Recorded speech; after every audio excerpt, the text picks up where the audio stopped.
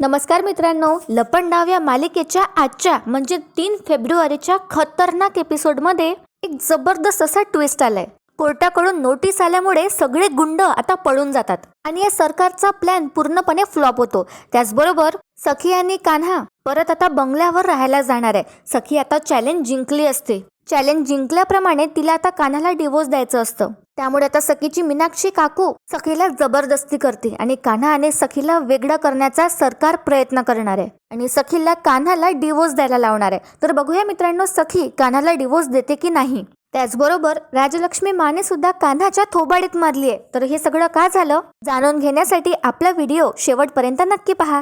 तर मित्रांनो, आजचा भाग सुरू होतो. आता कान्हा सगळ्या चाडकऱ्यांना रिअलाइज करून देत असतो की सखीची काहीच चूक नाहीये. कान्हा सगळ्याच चाडकऱ्यांना म्हणतो, आजपर्यंत सखी मॅडम इतक्या चांगल्याने वागले आपल्यासोबत. त्यांच्या आईशी सुद्धा त्यांनी वैर घेतलं. इथे आपल्या सोबत येऊन राहिल्यात, आनंदाने आपल्यात मिसळल्यात. काय वाटतं, हे सगळं नाटकच होतं ना त्यांचं. तर आता सगळे चाडकरी मात्र मान खाली घालतात. सखी आता कान्हाला म्हणते, कान्हा बास झालं, आणखी नको बोलूस आता. तर कान्हा म्हणतो, नाही थांबा तुम्ही. किरण सुद्धा आता कान्हाला समजावतो आणि म्हणतो, कान्हा हे सगळं बोलण्याची आता ही वेळ नाहीये. तर कान्हा आता कोणाचंच ऐकत नाही. त्याला सखीचा झालेला अपमान बघवतच नसतो. कान्हा आता किरणला म्हणतो, नाही किरण, हीच वेळ आहे, यांना कळू दे ना हे चाडकरी कसे आहेत ते. परत आता कान्हा सगळ्यांना म्हणतो, जी मुलगी तुमचं घर वाचवण्याचा प्रयत्न करते तीच तुम्हाला बेघर करेल का. तितक्यात बघा मित्रांनो काय होतं, किरणला एक फोन येतो, त्यामुळे तो निघून जातो. आता किरणला मध्येच हा कोणाचा फोन आला तुम्हाला समोर कळेलच. इथे काय होतं, आता कान्हा चाडकऱ्यांना सगळं बोलत असतो. तितक्यात मध्येच परशू कान्हाला थांबवतो आणि सगळ्यांना म्हणतो, 1 मिनिट, तुमचा हा सगळा मेलोड्रामा झाला असेल तर आता आम्हाला आमचं काम करू द्या. आणि परशू सगळ्या त्या गुंडांना ऑर्डर्स देतो आणि म्हणतो, चला रे कामाला लागा. तर कान्हा म्हणतो, 1 मिनिट, तुमच्या सगळ्यांना काम करायचंय, तुम्ही हात तर लावून दाखवा आमच्या घराला. कान्हा आणि सखी आता ठामपणे उभे असतात. तर हा परशू म्हणतो कान्हाला, हे बघ, जे काही आम्ही करतोय ना ते लिगली करतोय, कायदेशीर, आणि या सगळ्यांच्या सह्या आहेतच या पेपर्सवर. आणि हा परशू कान्हाला म्हणतो, शेवटी काय आहे ना, ड्रायव्हरने जास्त हवे तोडू नये. अरे कशाला स्वतःचं रक्त आठवतोयस बाबा. त्यानंतर परशू परत त्या गुंडांना ऑर्डर्स देतो आणि म्हणतो, चला रे कामाला लागा पटकन. आज या चाळीतली एकही भिंत उभी राहता कामा नये. चला घाला घाव. आणि गुंड आता पुढे सरकतात. तितक्यात कान्हा सुद्धा त्याचा एक पाऊल समोर घेतो आणि ठामपणे उभा राहतो. आता हे बघून सखी सुद्धा कान्हाच्या एकदम खांद्याला खांदा लावून उभी राहते. कान्हाच्या ठीक बाजूला एक कान्हाचा ती हात पकडते. दोघांचीही आता एकमेकांना साथ असते. आणि कान्हा आता त्या गुंडांना म्हणतो की या चाडीची भिंत तोडण्याआधी तुम्हाला आधी आमची ही भिंत तोडावी लागणार. असं कान्हा आता त्या दोघांचा हात पकडत म्हणतो. म्हणजे सखी आणि कान्हा एकमेकांचा हात पकडलेले असतात. त्यावर सखी सुद्धा म्हणते, तुमच्यात हिंमत असेल तर पुढे या. तर आणखी एक पाऊल हे गुंड समोर येणार. तितक्यात आता दाभाडे मावशी सुद्धा सखी आणि कान्हाला जॉईन होतात. त्यानंतर आता एक एक करून सगळे चाडकरी सखी आणि कान्हा बरोबर ठामपणे उभे राहतात आणि एक दिवार अशी बनवतात चाडीचं रक्षण करण्यासाठी. तर आता या परशूला सुद्धा काहीच समजत नसतं. त्यामुळे तो तिथून निघून जातो आणि सरकारला तो फोन करतो. साईडला येऊन तो सरकारला फोन केल्या ही सरकार म्हणते, काम झालं. तर परशू म्हणतो, नाही ना सरकार, म्हणजे जरा इथे गोंधळच झालाय. सखीच्या विरोधात असलेले चाडकरी अचानक आता तिच्याच बाजूने उभं राहिलेत. तर ही सरकार म्हणते, असं कसं झालं. परशू म्हणतो, सरकार माहिती नाही हो, पण झालं तरी तसंच. आणि आता सगळे चाडकरी एकमेकांचा हात धरून आमच्या समोर उभे आहेत आणि ते असं म्हणतायत की काहीही झालं तरी चाड पाळू देणार नाही. तर आता हे ऐकून ही जी मनस्विनी म्हणजे सरकार असते ही परशूवर ओरडते आणि म्हणते, आय डोंट केअर, संपवून टाक सगळ्यांना. असं म्हणून ही सरकार फोन ठेवून सुद्धा देते. परशू आता परत येतो आणि सगळ्या गुंडांना म्हणतो, अरे बघत काय बसलात तुम्ही, चला कोणी जरी सामोर का आलं ना तर संपवून टाका त्याला आणि तोडा ही चाड. तर असं म्हटल्याबरोबर एक गुंड कान्हावर वार करतो. कान्हा सुद्धा त्या गुंडावर प्रतिउत्तर देत पलटवार करतो आणि सगळेच चाडकरी आता गुंडांना भिडतात. साडीतल्या बाया कोणी कपडे धुण्याच्या बॅटने तर कोणी गुंडाने भरणाने गुंडांना मारू लागतात. आणि सखी दाभाडे मावशी समोर त्यांचं रक्षण करण्यासाठी उभी असते. तर बघा मित्रांनो काय होतं, तितक्यात एक गुंड कान्हाच्या डोक्यावर वार करणार असतो. त्याच्या हाती मोठ्याचा मोठा अवजार असतो. तितक्यात तिकडून आवाज येतो, थांबा, आणि सगळे बघू लागतात. तर समोरून एक वकील चालत येतात आणि आता किरण सुद्धा जो फोन घ्यायला गेला असतो तो आता परततो. तर आता जे हे वकील आले असतात चाडीत, हे सगळ्यांसमोर म्हणतात की चाड तुटणार नाही, या चाडीला काहीच होणार नाही. सगळे आता आश्चर्याने बघू लागतात या वकिलाकडे. तर पुढे आता हे वकील म्हणतात की सखी सदन चाडीला आता कोणीही हात लावू शकत नाही. असं म्हणून हे वकील कोर्टाची स्टे ऑर्डर सगळ्यांना दाखवत म्हणतात, बघा कोर्टाची स्टे ऑर्डर आहे. मित्रांनो, समोर समजेलच की हे वकील इथनं कुठे आले आणि कसे आले आणि या वकिलाला इथे ऐनवेळी कोणी पाठवलं. असं तर काय होतं, आता हा परशू म्हणतो वकिलांना, हे असं अचानक कसे काय तुम्ही ही ऑर्डर घेऊन आलात? हे बघा, आम्हाला आमचं काम करू द्या, आमच्या कामात अडथळा आणू नका. तर हे वकील सुद्धा आता परशूला म्हणतात, करा ना, बिनधास्त करा, पण एक गोष्ट लक्षात ठेवा मिस्टर परशुराम, जर तुम्ही कोर्टाची ऑर्डर पाळली नाही तर तो कोर्टाचा अवमान असेल आणि त्यासाठी तुम्हाला तुरुंगात सुद्धा जावं लागू शकतं. आणि मिस्टर परशुराम, जर का तुम्हाला तुरुंगात जायची एवढीच इच्छा आहे तर बिनधास्त तोडा ही चाड. असं सगळं आता हे वकील परशूला म्हणतात. परशूच्या तोंडावर ही नोटीस सुद्धा टाकतात. तर त्यानंतर हा परशू कोर्टाच्या स्टे ऑर्डरची नोटीस वाचू लागतो. तर तिथे आता सखी सुद्धा येते मागणं आणि ती नोटीस ती वाचू लागते. तितक्यात बघा मित्रांनो काय होतं, आता हे गुंड पळू लागतात. परशू म्हणतो, एक मिनिट, कुठे चाललाय तुम्ही? हे बघा, तुम्हाला असं जाता येणार नाही, जर सरकारला समजलं तर तुम्हाला महागात पडेल. तर एक त्यातला एक गुंड म्हणतो, आम्हाला काही कोर्टाच्या भानगडीत पडायचं नाहीये, आता तुमचं काय ते तुम्ही बघा. असं म्हणत आता सगळे गुंड तिथून पळून जातात आणि हा परशू थांबाच करत राहतो. तर कोणीच थांबत नाही, सगळे गुंड तिथून निघून जातात. आता ती नोटीस बघून सखी खूप खुश होते. आणि बघा मित्रांनो काय होतं, कोणाचंच लक्ष नसतं या वकिलाकडे आणि हा वकील तिथून निघून सुद्धा जातो. तर सखी सगळ्या चाडकऱ्यांना म्हणते की आता आपली चाड कोणीच पाडू शकत नाही, आपली घरं कोणीच तोडणार नाही, आपण सगळे एकत्र असू कायम. आता किरण स्माइल करत असतो. आता कान्हा म्हणतो, पण ही स्टे ऑर्डर आली कुठून आणि कोणी आणली, कोणाचं काम असेल हे? तर सखी म्हणते, हे त्या वकिलांनाच विचारायला हवं. तर सगळे जण चाडकरी आता वकिलाला शोधू लागतात, सखी कान्हा सुद्धा. पण तिथे आता ते वकील नसतात असं यांच्या लक्षात येतं आणि त्यानंतर आता सखी कान्हाकडे बघते आश्चर्याने आणि इथे आता सीन शिफ्ट होतो.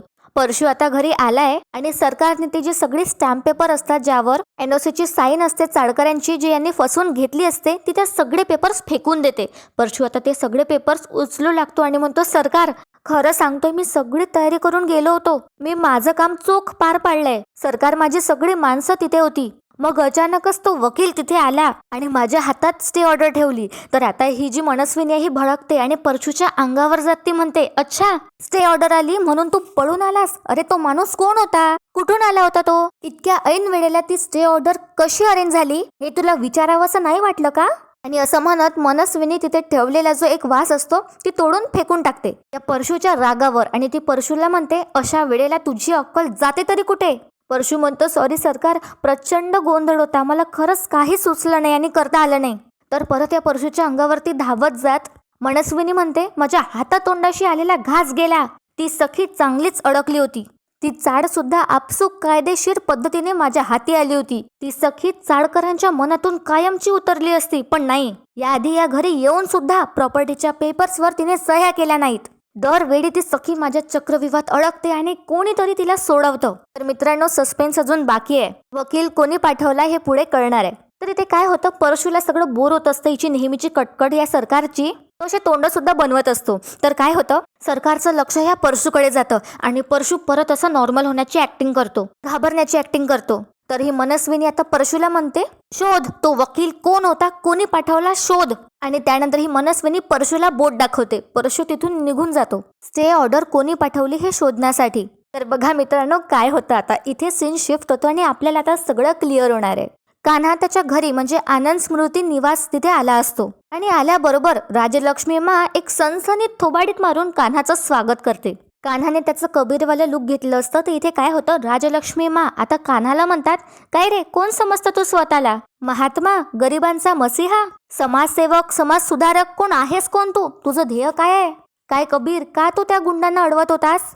तर कान्हा म्हणतो, आता बिचारा मा, आधी तुम्ही शांत व्हा, मी तुम्हाला सगळं सांगतो, नीट व्यवस्थित सांगतो सगळं. तर आता राजलक्ष्मी मा म्हणतात, मी जर आज त्या वकिलाला तिथे पाठवलं नसतं ना, तर आमच्या घराण्याचा वारस असा माझ्यासमोर जिवंत उभा राहिला नसता. तर मित्रांनो, इथे आपल्याला समजतं की राजलक्ष्मी माने त्या वकिलाला तिथे पाठवलं असतं आणि मा अगदी बरोबर बोलतीये, कारण कान्हाच्या मागून तो गुंड हल्ला करणारच असतो. तर आता पुढे राजलक्ष्मी मा कान्हाला म्हणतात, नशीब तर किरणने मला वेळीच फोन केला, म्हणून तर मी तातडीने हे सगळं करून घेतलं. तर मित्रांनो, जेव्हा मध्येच किरण गायब झाला असतो फोन घेऊन, तेव्हा त्याने मलाच फोन केला असतो आणि इनडिरेक्टली किरणमुळेच कान्हाचा जीव वाचला असतो. तर इथे काय होतं, राजलक्ष्मी मा पुढे कान्हाला म्हणतात, तू काय जीव द्यायला निघाला होतास का? कान्हा मात्र आता त्याची मान खाली टाकतो. पुढे आता राजलक्ष्मी मा म्हणतात, तुझा जीव तुझ्या एकट्याचा नाहीये, माझा आणि तुझ्या आईचा सुद्धा त्यावर तितकाच हक्क आहे, किंबहुना जरा जास्तच हक्क आहे. म्हणून तुला जीव गमावण्याचा अधिकार नाही. तर आता कान्हा म्हणतो, मला जे काही घडलं त्यासाठी आय एम रिअली सॉरी, मी तुमची माफी मागतो. पण आता हे चाड प्रकरण पूर्णपणे संपलंय. तर आता राजलक्ष्मी मा रागातच कान्हाकडे बघतात आणि म्हणतात, हो आता हे प्रकरण संपलंय म्हणून काय ती तेजस्विनी कामत संपली नाहीये काय रे, कधी जाणार कधी तू त्या बंगल्यावर. तर बघा काय होतं मित्रांनो, कान्हा म्हणतो राजलक्ष्मी माला, आता सखी हे चॅलेंज जिंकली असं म्हटल्यावर आता आम्ही दोघे कायमचं त्या बंगल्यावर राहायला जाऊ. तर आता राजलक्ष्मी मा म्हणतात, चांगलंय, मग लवकरच आपला नवीन मोठा प्लॅन सुरू होईल. पण बंगल्यावर गेल्यावर सखी आता कान्हाला डिवोर्स देणार का हे बघणं इंटरेस्टिंग असणार आहे. इथे काय होतं, सीन शिफ्ट होतो आणि छानपैकी चाळकरी असे जमले असतात दाभाडे मावशींच्या घरी आणि 2 पाटं सजवल्या गेली असतात. त्यासमोर फुलांचे डेकोरेशन सुद्धा केली गेली असते. हे बघून आता सखी म्हणते, मावशी काय हे सगळं, पाहुणे येणार आहे का? मावशी म्हणतात, अगं पाहुण्यांसाठी नाही, आपल्याच माणसांसाठी केलंय. तर सखीला काही समजत नाही. सखी म्हणते, म्हणजे? तर मावशी म्हणतात, अगं हे सगळं तुझ्या आणि कान्हासाठी केलंय. तर सखी म्हणते, पण कशासाठी मावशी? तर काय होतं, सानप काकू आता सखीला म्हणतात, सखी आज तुझा चाळीतला शेवटचा दिवस आहे ना? अगं पण कान्हा कुठे आहे? तर आता सखीला पण प्रॉपर माहिती नसतं. सखी म्हणते, तो मगाशी बाहेर गेला होता. तर तिकडनं एक गाण्याचा आवाज येतो, तुमने पुकारा और हम चले आए, आणि कान्हा आला असतो तिथे. हे गाणं कान्हा म्हणत येतो आणि त्याची एंट्री होते. कान्हा म्हणतो, माझं नाव काढलंस मी आलो, माझं नाव काढलं की नाही तर मी असा हजर होत असतो. तर सगळे आता स्माईल करतात आणि त्यानंतर दाभाडे मावशी सखीला म्हणतात, सखी जर शक्य होत असेल तर आमच्या सगळ्यांना तू माफ कर.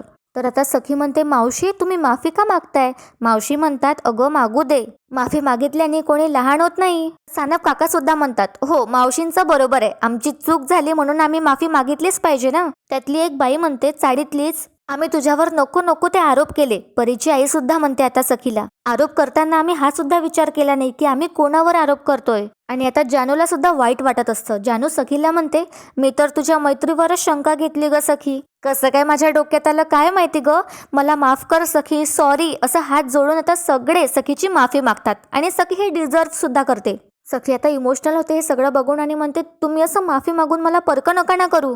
सखी आता दाभाडे मावशींना म्हणते, मावशी तुम्ही मोठ्या आहात ना, मग हे अशी माफी नका मागू. सखी आता मावशींचा तोच हात घेते आणि म्हणते, तुम्ही तर मला आशीर्वाद द्यायला पाहिजे. ती स्वतःच्या डोक्यावर ठेवते सखी तो हात.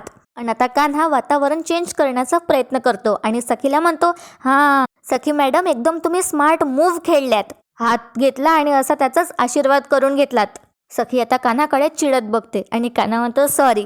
पुढे आता कान्हा म्हणतो, मला मस्तपैकी मसाल्या भाताचा सुगंध येत आहे. मसाल्या भाताचा बेत आहे की काय? तर सगळे म्हणतात, हो हो बरोबर. सखी सुद्धा म्हणते आता, हो खरंच भूक लागली आहे. मावशी म्हणतात, भूक लागली आहे ना, मग वाट कशाची बघताय, बसा. तर सखी आणि कान्हा आता जेवायसाठी बसतात आणि बघा मित्रांनो काय होतं, दाभाडे आजी सखी आणि कान्हाला ओवाळतात आणि त्यानंतर बघा काय होतं, दाभाडे मावशी सखीला हात सामोर करायला सांगतात आणि तिच्या हाती तिच्या बाबांनी दिलेली अंगठी ठेवतात. त्या अंगठीकडे बघून सखी आता खूप इमोशनल होते. दाभाडे मावशी आता सखीला म्हणतात, घे तुझी अंगठी, सोनाराला तू विकली होतीस ना. सखी आता खूप इमोशनल होते आणि त्या अंगठीकडे बघतच राहते. तर आता कान्हाला सुद्धा वाईट वाटतं आणि कान्हा सगळ्यांना म्हणतो, मी जे काही तुम्हाला बोललो असेल रागाच्या भरात त्या सगळ्यासाठी मला खरंच माफ करा, आय एम सॉरी. तर मावशी म्हणतात, नाही नाही कान्हा, तुझी काहीच चूक नाहीये, तू योग्य तेच बोललास, पण खरं तर ती वेळच वाईट होती. शत्रूवर सुद्धा अशी वाईट वेळ येऊ नये. तर ते सगळं आठवून सगळे चाडकरी आता इमोशनल होतात. पुढे आता मावशी म्हणतात, अशा वेळेला भल्यांची सद्बुद्धी कामाला येत नाही, चुका होतात, गैरसमज होतात, म्हणून थोडी का होईना त्याची भरपाई मी केली. तर आता सखी म्हणते, मावशी. सखी असं इमोशनल होत म्हणते आणि त्यानंतर ती अंगठी आता सखी तिच्या बोटात घालते. सानप काका सुद्धा आता सखीला म्हणतात, सखी तुझ्यामुळे आपली चाड वाचली, तुझे मानावं तितके उपकार कमीच आहे. तर आता सखी म्हणते, सानप काका आपली चाड वाचली हे चांगलंच झालंय, पण त्या वकिलाचा काही पत्ताच लागला नाहीत. तर आता कान्हा आणि किरण एकमेकांकडे बघू लागतात की आता परत ही वकिलाच्या शोधाच्या मागे लागते की काय, असं आता या दोघांना वाटत असतं. तर पुढे आता सखी म्हणते, म्हणजे ते वकील कोण होते, कुठून आले? तर कान्हा आता किरणकडे परत एकदा बघतो. तर लगेच आता किरण म्हणतो, त्यांचीच कृपा झाली म्हणायची. सखीला काही समजत नसतं. पुढे आता किरण म्हणतो, म्हणजे साईबाबांनीच वाचवली आपली चाड. कान्हा सुद्धा म्हणतो, बरोबर. जानू सुद्धा म्हणते, आता अगदी माझ्या मनातलं बोल बघ किरण तू. आणि बघा मित्रांनो काय होतं आता, सानप काकू सखीच्या हाती 21,000 रुपये देतात. तर सखी म्हणते हे का बरं, कशासाठी, मी नाही घेणार हे. सखी ते पैसे परत देत असते. तितक्यात आता सानप काका म्हणतात सखीला, अशी कशी नाही घेणार, तू आमच्या मुलांना इंग्रजी शिकवलं ना, त्याचीच फी आहे ही. दाभाडे मावशी सुद्धा सखीला म्हणतात, अगं सखी हे तुझे कष्टाचे पैसे आहेत, तू हे नाकारू शकत नाहीस. तर आता कान्हा सुद्धा म्हणतो सखीला, असू द्या, घ्या पैसे. त्यामुळे आता सखी ते पैसे एक्सेप्ट करते. कान्हा म्हणतो त्यांचा आशीर्वाद आहे असं समजा. आता सगळे खुश होतात. आता कान्हा सखी जेवायला सुरुवात करणार तितक्यात जानू दोघांनाही थांबवते आणि म्हणते, असं कसं, उखाणा घ्या की. तर आता सखी सुरुवात करते. कान्हा तर नाही म्हणत असतो, पण सखी सुरू सुद्धा करते तिचा उखाणा आणि म्हणते, आलं होतं मोठं वादळ, वाईट होता काळ, साध्या सरळ माणसांसमोर उभी संकटांची माळ.